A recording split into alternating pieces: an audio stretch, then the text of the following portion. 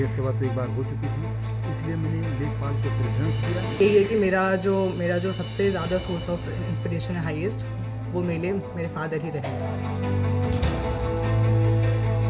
कहते हैं मेहनत करने वालों की कभी हार नहीं होती है। अब इस कहावत को यूपी के सुल्तानपुर के एक परिवार ने सच साबित कर दिया है। दरअसल उत्तर प्रदेश में जब से लेखपाल भर्ती का रिजल्ट आया है, सुल्तानपुर का एक परिवार सुर्खियों में लगातार बना हुआ है। लेखपाल भर्ती का रिजल्ट परिवार के लिए खुशियां लेकर आया है। लेखपाल के पद पर यहां बेटी के साथ साथ पिता का भी चयन हुआ है। इलाके के लोग पिता बेटी की तारीफ करते नहीं थक रहे हैं। पूरा मामला बल्दीराय तहसील अंतर्गत उमरापुरे जवाहर तिवारी गांव का है, जहां के रहने वाले रविंद्र त्रिपाठी और उनकी बेटी प्रिया त्रिपाठी ने एक साथ लेखपाल भर्ती का एग्जाम दिया था।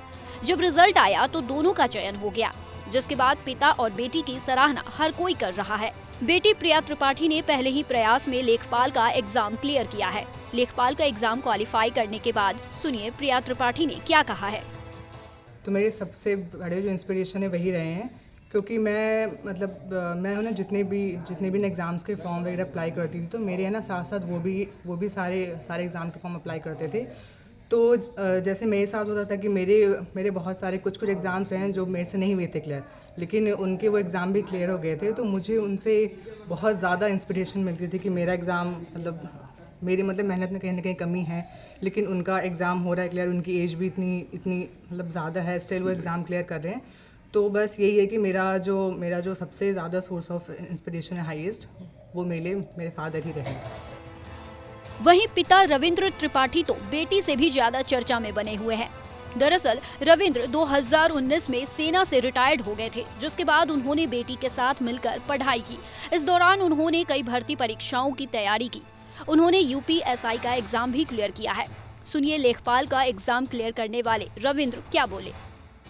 नियुक्ति पत्र भी प्रदान किया, और चूँकि उसी दरमियान 31 जुलाई 2022 को लेखपाल की परीक्षा हो चुकी थी और उसमें मेरा बहुत अच्छा पेपर गया था, और साथ में मेरी लड़की भी थी जो कि मेरे को प्रेरित करती रहती कि पापा पढ़ाई करो और कभी न कभी सफलता ज़रूर मिलेगी।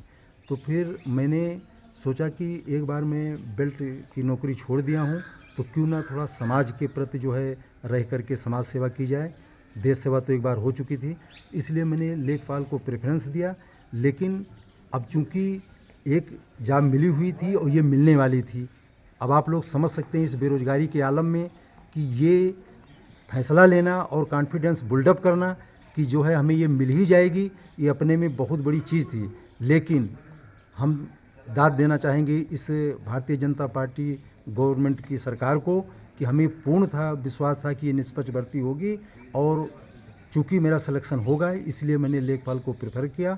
और अंततोगत्वा जब 30 दिसंबर 2023 को परिणाम आया तो हमारे घर में खुशी की लहर जाग उठी और मेरा और मेरी बेटी का जो है सिलेक्शन हुआ। रविंद्र त्रिपाठी का कहना है, पहले देश सेवा किया है, अब समाज सेवा करेंगे। उन्होंने युवाओं को संदेश देते हुए कहा है कि लगन और मेहनत से हम कोई भी मुकाम हासिल कर सकते हैं। युवाओं को मोबाइल की जगह किताबों से दोस्ती करनी चाहिए।